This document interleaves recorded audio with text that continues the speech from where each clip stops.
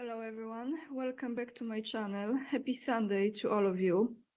This video will not be a happy video, however it will be an important video. I've been inspired to create this kind of video a few days ago, but today I came across a post on Instagram that has just confirmed that perhaps I should record this one, and this is something that is very, very important worldwide. However, I will be presenting to you mainly the situation, the story from United States and a little bit from China and North Korea. Again, probably many of you will be questioning this. If I cannot speak, it means probably that's true because something doesn't want me to talk about it. Okay, so again, I'm not sure how this platform will receive this content because most of the videos that I have prepared for you are from Rumble, and one article and one main information from just Google search. That's why I would like to thank Claire and Gloria for their donations on PayPal, because of those donations it really helps me a lot. You never know. Lately, a lot of my videos, guys, have been very restricted as far as monetizing them because of the topics that I bring to you. So that's why thank you for everyone who is with me on Patreon and Locals or donates on PayPal or super thanks, because it really helps me a lot. So let's start. Let's start with this video that I came across today that kind of pushed me to make this one today for you. Let's take a look. This will be a Q&A. It's a Q&A with a North Korean woman, young woman, who I never came across. However, as I was researching her, she had done a lot of interviews on many channels in the United States, especially in the United States. She allegedly escaped from North Korea, and her story is pretty terrifying. But I know some of you probably will question if this is true or not.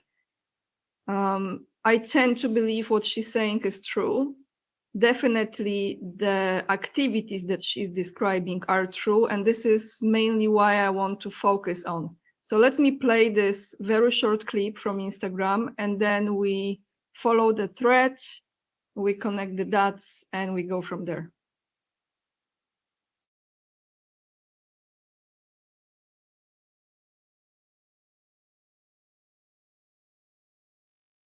It's a very small amount who actually make it to America. So if not America, are they just staying in South Korea or going elsewhere? Oh, mostly they are in China, captured. Okay. So majority of North Koreans are in China, and they end up in 4 places as a nursing defector in China. One is you end up in organ harvesting. So they buy you and take your organs out and discard you. Second is you are bought in these brothels. They rape you until you die. Usually you die in 6 months. And then third place is where a town of men buy a girl, ship in and buy a girl, and then they rotate and rape her and she dies out. And last place is sex chat rooms, where they lock these girls indoor and they make them to perform sex acts in front of the camera.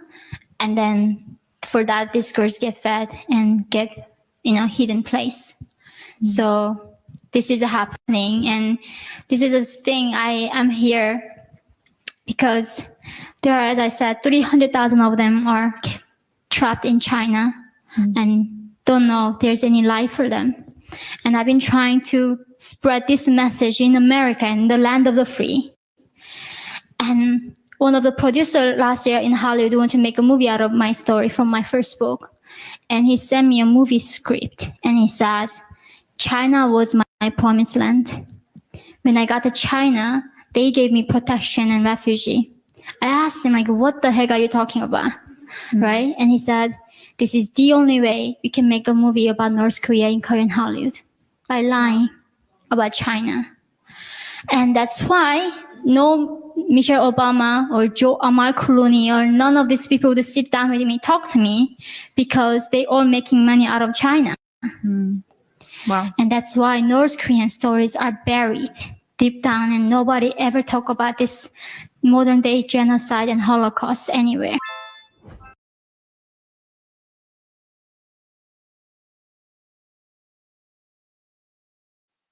So this was a very, very interesting clip. Some of you probably might think this is propaganda or whatever, but what I'm focusing on is the scenarios that she has described that take place regardless of the country, because those scenarios, I think, are taking place in the United States as well, and many other countries around the world. So let's maybe go to organizations that, how to talk about it? Well, let me say this. A number of years ago, I was coming across information that DARPA, and I will go into DARPA in a second, was having the Brain Initiative project that was signed by Obama. And what is that project? Maybe let's start here and then we go to the videos. So let's go to that project. What was the Brain Initiative project?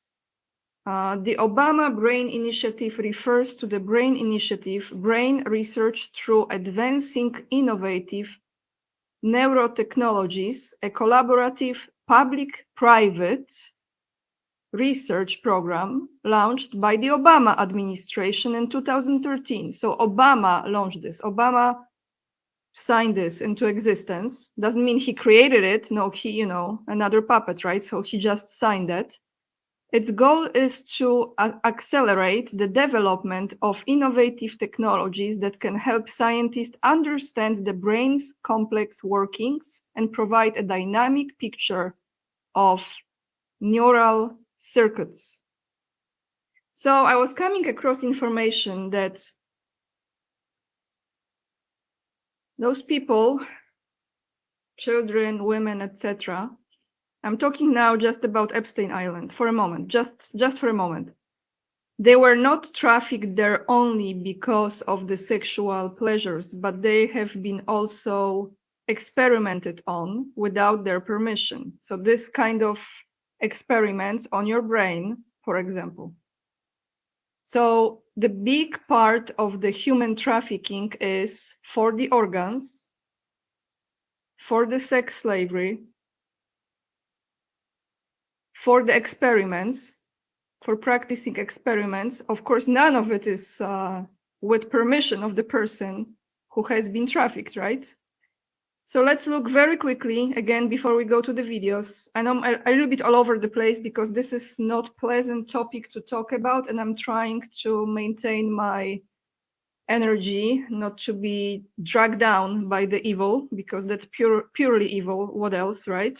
Let's look at the prices of those organs. For example,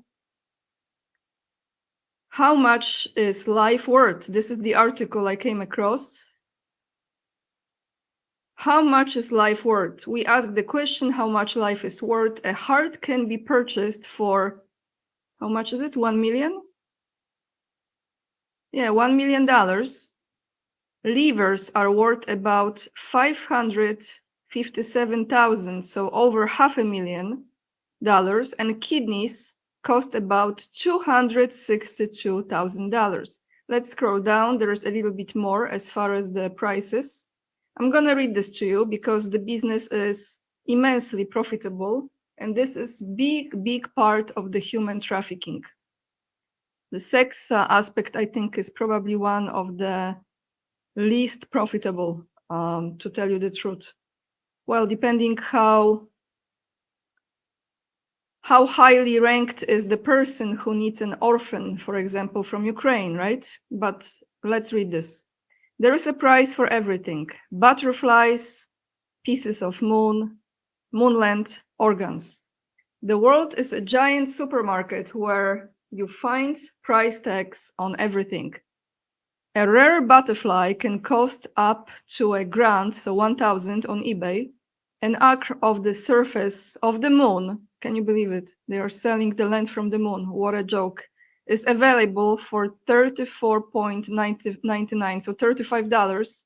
Although we strongly discourage you from actually buying it, obviously, common sense. And your organs are also for sale. If you could harvest every organ and chemical in your body, you could make a 45 million US dollars. But in reality, a medical transcription estimates the average price of a human dead body is more likely to fetch around $550,000, so over $500,000. This is it. So imagine the war, how profitable, huh? With a few key body parts driving up the price. Contrary to popular belief, if you are not allowed to sell your organs for transplantation purposes in the US, nor in any developed country, although there was a loophole not specifically banning the sale of bodies and organs for research purposes. The bad news for wannabe millionaires is that the only one making money from their tissues is a cadaver, I don't know the word, sorry guys, I didn't check it, broker. And although some regulatory adjustments are happening, the progress is slow and not yet complete. So here are the numbers. How much money? According to the widely used, although somewhat hard to find, credit for figures, a heart is worth around 1 million US dollars in the US. Livers come in second, worth about 557,000, and kidneys cost about 262,000 each. Not to speak about human skin, and that is $10 per inch, stomach $500, and eyeballs 1,500 each. I can't. Unsurprisingly, organs are offered for less on the black market, but you never know where those body parts came from. And although the black market for organs is obviously not very transparent, it has been reported numerous times that organ donors in developing countries, most often selling body parts to feed their families, will never see anything like the sums mentioned above. What they get is most likely $1,000 or maybe $2,000. And we should also mention that transplantation tourism generates thousands, maybe tens of thousands of victim donors around the world every year. I will attach this article down below, of course, in the description box. Terrifying, right? So this gives you another side of this picture, what's going on. We are not just talking about pedophilia and sex, slavery, and, that type of industry. We're talking about major business. So now when we bring this up again, that the military industrial complex and the human trafficking, those are two most profitable businesses. And they are truly very, very connected. Why? Because when you have war, when you have turmoil, chaos, people are missing. They might never be found. 1.7 million Ukrainian soldiers, that's dead. How many of those bodies have been sold? Organs have been harvested and maybe sold on the black market, right? For sure, if the weapons were sold, the same, absolutely the same could happen with the bodies. So where do we go now, everyone? Now let's go to the story. Let's go to the story that I came across about a week ago or so. This is pretty new, from Fox, and I think it's perfect because it goes very well into this video. This is organ harvesting now as we speak in the United States in the hospitals. Let's take a listen.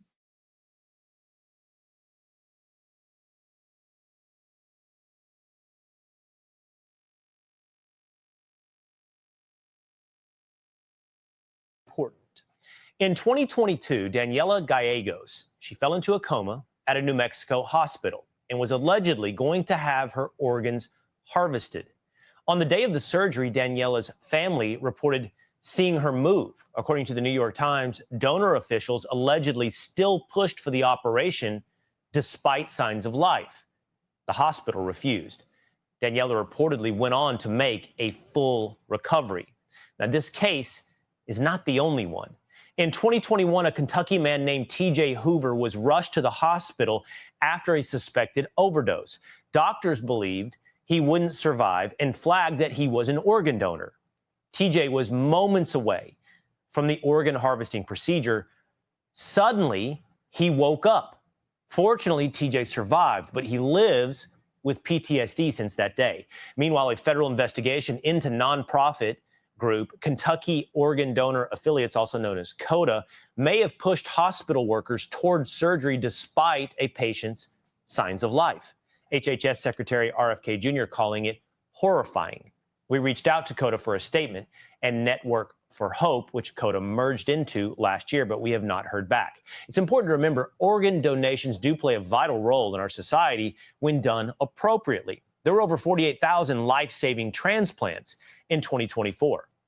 But I had a chance to speak with advocates for organ donation reform and TJ Hoover's sister, Donna Rohr, and Federation of American Scientists Senior Fellow Jennifer Erickson. And here's our conversation. Donna, thank you for being with us here today. Jennifer, you as well. I'd love to start with you, Donna. This is an absolutely terrifying story, almost unbelievable. Absolutely. Tell us. More like a horror movie. It is almost like a horror movie. How did this happen? We're still working on learning how that happened. From what I understand and from what I've read, at some point in the process, as TJ is being wheeled into the organ harvesting process, his eyes open. He starts tracking people in the hallway. And according to the doctors, correct me if I'm wrong, tell me more, please. He then starts moving on the operating table, at which point they called it. Yes, almost immediately his eyes started to open. And they wasn't just opening, they were tracking. And, they stopped him in the honor walk so the family could say their goodbyes, because we could only have 10 people because of, COVID restrictions. So they stopped him so we could say, our goodbyes, the rest of the family could. And the ICU supervisor said sometimes they do respond with reflexes and made us stop recording his honor walk. And so they explained it away. They explained it away, correct. Okay. But then what happened in the operating room? How did it stop? A doctor finally stopped it. They had him shaved and prepped and draped and was, going to stop it, going to start it harvesting. And about 45 minutes in, a physician finally stopped it and had 3 chairs pulled up for us. And she said, I stopped it. She said, he woke up. He's not ready. That was the response, that we got from it. Wow. So, Jennifer, again, as described by Donna, that is horrifying. What might be even more horrifying is apparently it's not an isolated incident. This has happened on more than one occasion. Oh, it's horrifying, and it is happening every day. I mean, there are 4 congressional investigations into this, and there was an explosive hearing in Congress a couple of weeks ago from the Powerful Energy and Commerce Committee, and they reviewed a federal report that just looked at one state, Kentucky, and in 3 months, in 90 days, they found more than 100 cases with what were called concerning features, including patients who were not neurologically fit for organ donation. In other words, they never should have been wheeled in the first place. So let's be really clear. What's happening is dangerous, it's corrupt, and I so appreciate the leadership of Health Secretary Robert F. Kennedy Jr., who said this is horrifying and he's going to end it. Let me get this straight. In one state, Kentucky, in 90 days, perhaps as many of 100 of these stories like TJ's, maybe not the exact same details and maybe not the exact same circumstances, but potentially 100 people who are alive or not officially or pronounced dead, having their organs harvested. Why? What is pushing the incentive, or why is this being pushed beyond certainty? Well, and I'll be clear that this process in these more than 100 cases were stopped. It It was cases like TJ's where they shouldn't have even been started. What we don't know, what we can't know, and is terrifying, is how many families never found out. How many times could someone have survived and they actually had their organs harvested when they could have walked out of the hospital? I mean, that's even scarier, right? So to your good question, how has this happened? Well, right now, there is a network of taxpayer-funded monopoly organ contractors across the United States.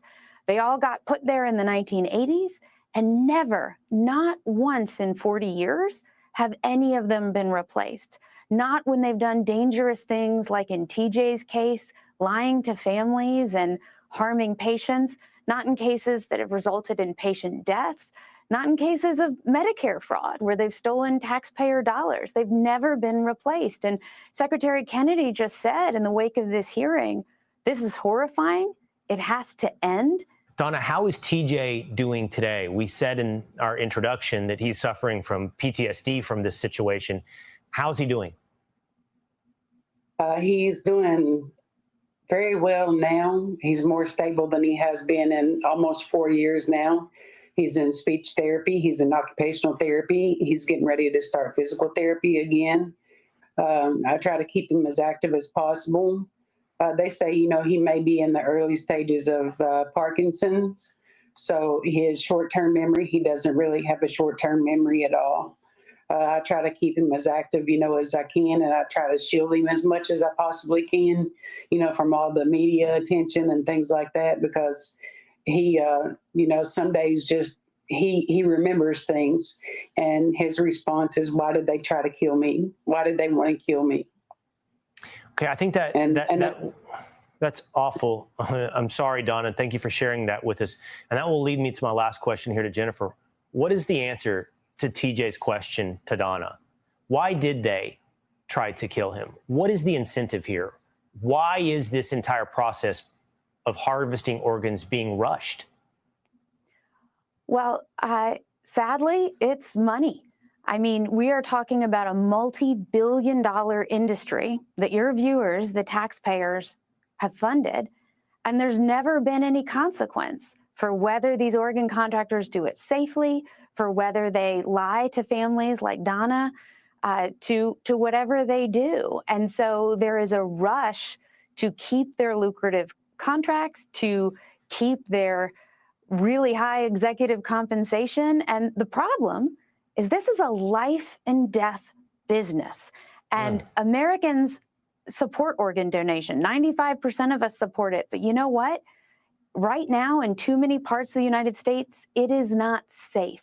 And so that is why, you know, it'll take this leadership of Secretary Kennedy to make sure it's safe, and that only organ contractors that are doing the job safely for families like Donna and TJ and aren't just looking at keeping their jobs and rushing to keep their own lucrative salaries. That's what we have to do now. Just absolutely horrifying. Donna, thank you so much. Jennifer, you as well, for educating us on this going on across our country. Thank you.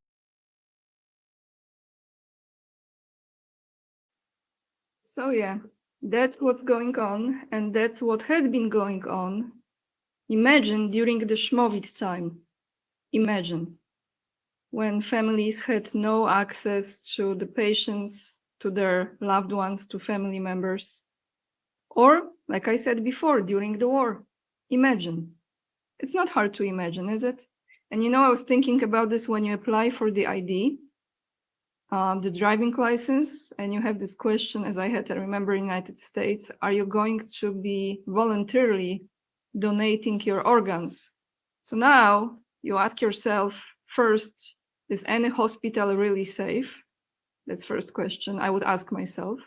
The second question is, are we signing our own death certificate by saying we're going to donate those organs, right? It's right there. But then I'm thinking about the people who literally survived and continue with their lives because someone gave them kidney, or they had a transplantation of organs, and because of that, they continue with their lives. So you see, guys, you see what's going on. Now I want to take you to video about DARPA. So let's look into DARPA for a moment, the origin of it very briefly, and then what they are working on, what they are cooking. Like I said, is all connected. Military complex, military industrial complex, and human trafficking, all connected. So let's take a listen, very quick video. If you see commercial in the beginning, apologies, but sometimes I cannot jump over it. Now we go to Rumble.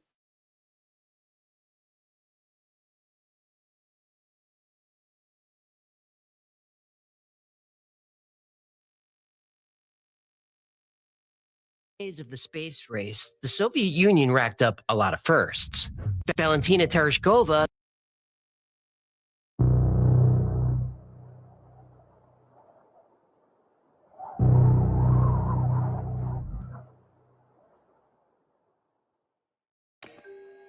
In the early days of the space race, the Soviet Union racked up a lot of firsts. Sputnik, the first satellite. Laika the dog, the first animal in space. Yuri Gagarin, the first man in space. Valentina Tereshkova, the first woman. Zond 5, the first spacecraft to the moon. Meanwhile, America's space program lagged, plagued by setback after setback. There were some successes, but not enough to keep pace with the Soviets. America was still planning its first satellite while Sputnik circled the Earth. Then Sputnik 2 went up. American citizens were terrified. What if the Russians put weapons in space? Maybe they already have. Paranoia was starting to become hysteria. President Eisenhower was under pressure to act, and to act fast. The United States government knew what it had to do: create an organization to develop the most technologically advanced military systems in the world. And just 3 months after Sputnik 2 was launched, the Advanced Research Project Agency, or ARPA, was born. Later, ARPA became DARPA. The D stands for defense. Because DARPA would be both a sword and a shield, creating offensive weapons and defensive systems. No project was too expensive, and no program was too immoral. DARPA's secret research would cost many lives, but sacrifices had to be made for the sake of security. But after all these years, it's time to ask, who are they really protecting?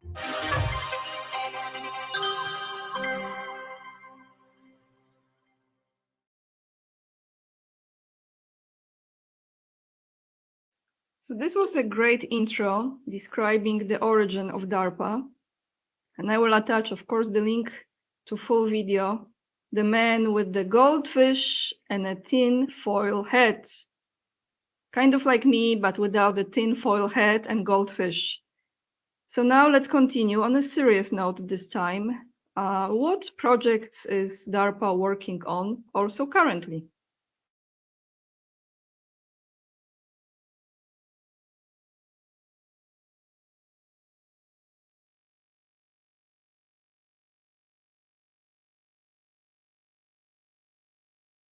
March 16th, 2018. The U.S. government's Defense Advanced Research Projects Agency, commonly known as DARPA, announces a bold initiative to develop what they call next-generation non-surgical neurotechnology. It is designed to allow the human brain to directly interface with machines. We know that DARPA is exploring human-machine interfaces that include direct connections between the brain and outside systems. That's been from the beginning of DARPA's information technology mission, and it continues to this day. DARPA has created some of the most influential technologies of all time, things that we use and take for granted every day, including the project that became the internet.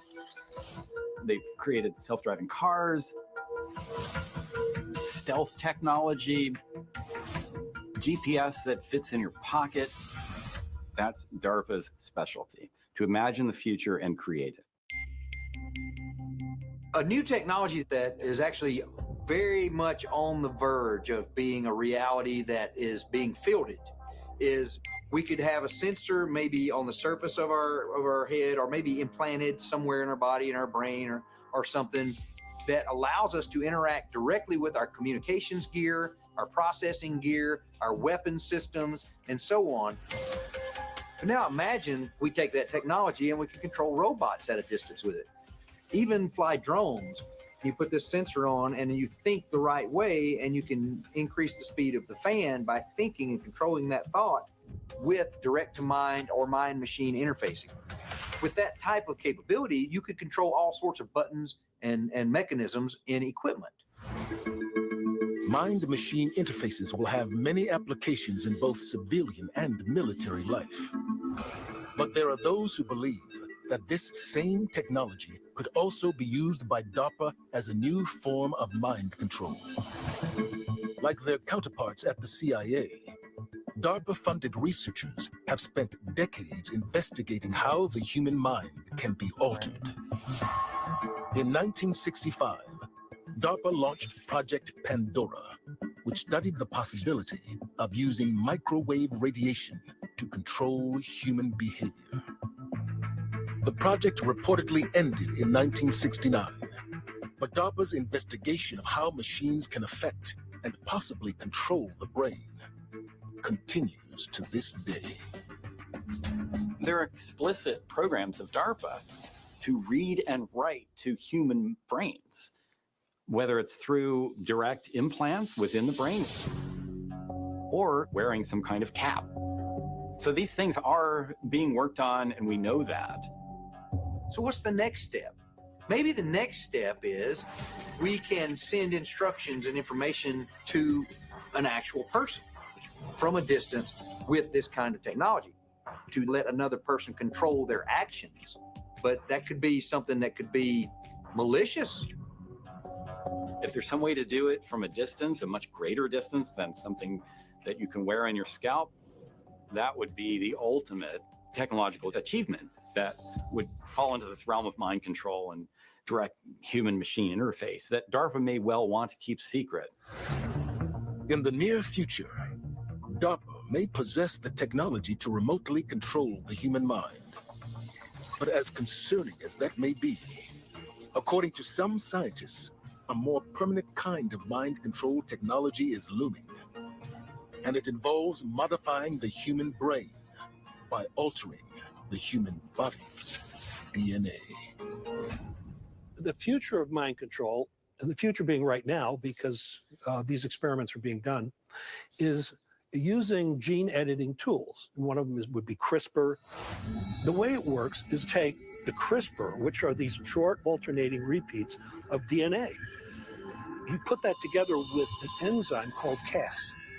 And so you take the CRISPR that you want to use, and you put these pieces together that can be injected and insert this DNA to certain areas of the brain so that we can change brain cells and turn you into something you wouldn't otherwise be. So in this way, gene editing technologies like CRISPR really form a definite basis for future mind control. These are things that DARPA has investigated. Every technology has the potential for good or evil, and who defines what's good and what's evil, and who uses it for what purpose. These are all questions that have been asked about everything from rockets to self-driving vehicles.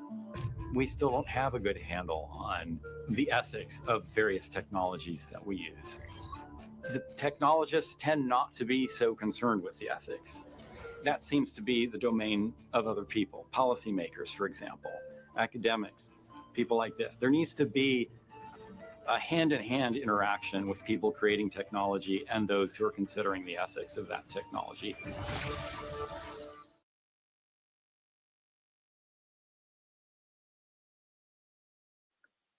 So let me just say,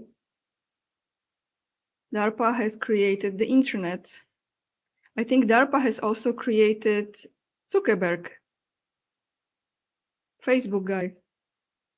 And I also think that the project to change your DNA was pretty successful starting from 2020. And you know exactly what I'm talking about. So guys, I hope you appreciate this video today. I know it was a lot of information, and it's not easy to face the truth, and that is the truth, what's really going on. But maybe when you know, and you will be put in the situations that you can avoid some kind of harm, you will know now what not to sign, what not to participate in, or just simply be aware, because we don't really need this form of communication. We have something that God has given us that is called telepathy. And we have been using this since the beginning of existing humanity. I believe it. And I think now, more than ever, it's becoming activated and extra activated. So if your intuition now is on fire, that's what's going on. You are not giving into those low frequencies because they will be targeting people. They will be targeting a lot of people with sending the waves of certain frequencies. And that's why maybe we have to make a video about Tartaria and different civilization that has been intentionally, purposefully destroyed. With this being said, thank you so much for watching. All the links will be attached down below in the description box. Hit the thumbs up if you appreciate the content. Make sure to subscribe to my channel if you haven't already. It really means a lot. Leave comments down below and let me know. And if you can and choose to support my work, the best way is to become my Patreon member. Locals as well. You can join Locals community or simply donate on PayPal. With this being said, lots of love. And remember, we are the leading edge and we are saving humanity. How accurate is this sentence right at this video today, isn't it? Bye, everyone.